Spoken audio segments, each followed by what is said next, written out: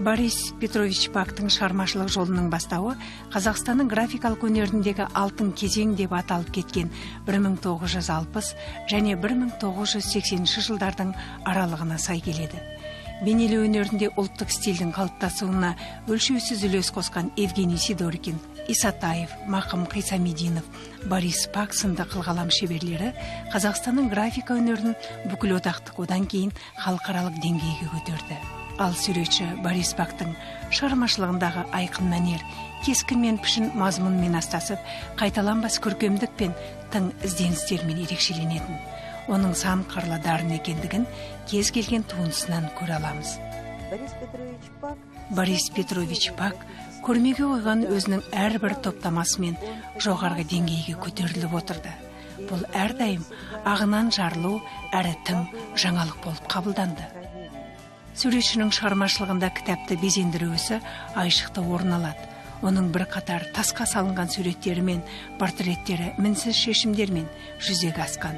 Мұнда ол өз кейіпкерлерінің болмыс бітімін жан дүниесіне терең бойлай отырып сомдайды. Суретші Мәншүк Мәметова, Жамбыл Жабаевтың, Әл-Фараби, Құрманғазы портреттерін линогравюрада шебер кескіндей отырып, портреттік жанрдың кәсіби деңгейін өзгеше биікке көтереді. Қазақстандық графика дәл осы кезеңде өзінің ұлттық келбетін қалыптастырып үлгерген еді. Өзіндік бейнелеу стилі қалыптасқан графика өнері танымалдыққа ие болды. Борис Пактың әрбір туындыны асқан ыждахаттылықпен орындайтын шеберлігі шығарманың мазмұнына жан бітіретін.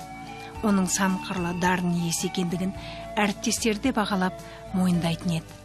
И мы знаем такой случай, что Евгений Матвеевич, когда... Біз Евгений Матвеевичтің қатты науқастанып жатқан кезіндегі оқиғасын жақсы білеміз.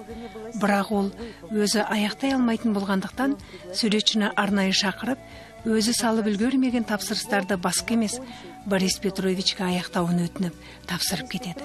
Борис Петрович бұл өтінішті асқан тебіреніспен жүзеге асырады. Ол Евгений Сидоркиннің Мақтым құлының өлеңдерін безендіру үшін салған екі иллюстрациясын қалдырып, ал қалған жұмыстарды Сидоркиннің стилінде орындап шығады. Ал Лонгфеллоның Гаевата туралы жыр атты поэтикалық поэмасын Борис Пак Қазақстан график өнерінің хас шебері Евгений Сидоркиннің құрметіне 1984 жылы литография техникасында безендіріп шығады.